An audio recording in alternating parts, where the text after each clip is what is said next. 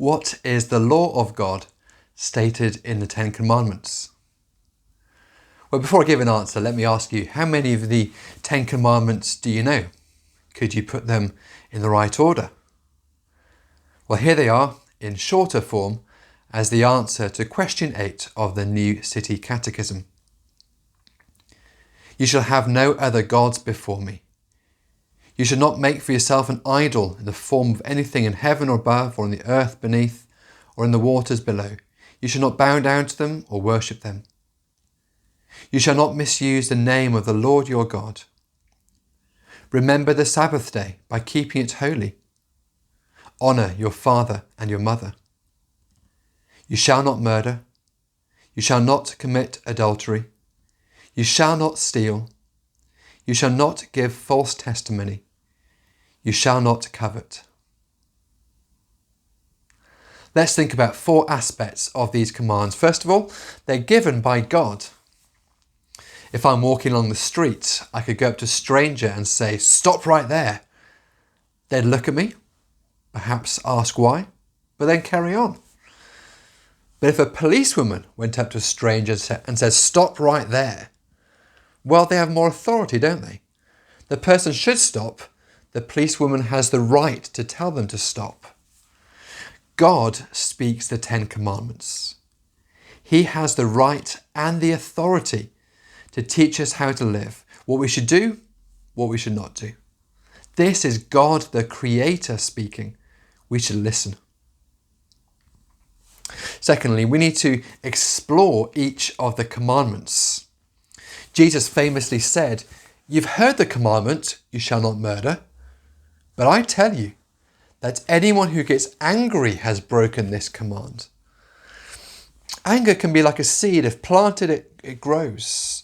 Over time, it becomes rage, violence, murder. Jesus wants us to understand the depth of the commands, not just the commands, but the root, what happens in the heart that leads to the sin. Or think about it this way. The command, "Do not murder," is a way of saying life is important. So God wants us to actively seek the good and well-being of people around us. Jesus sets an example of going deeper with the commands, and we're to follow his lead. Third, the commandments give us a picture of Jesus. The way the commandments are written is a bit unusual. It doesn't say, "All of you do not steal." It's written like he's speaking to one person, you, an individual. You shall not steal.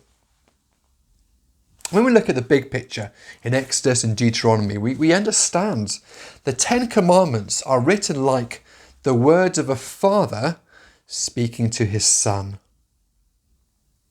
You shall not steal.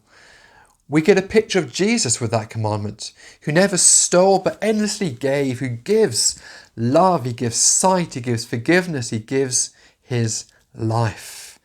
Each of the 10 Commandments is a portrait of Jesus. And finally, number 4, the 10 Commandments should be learned.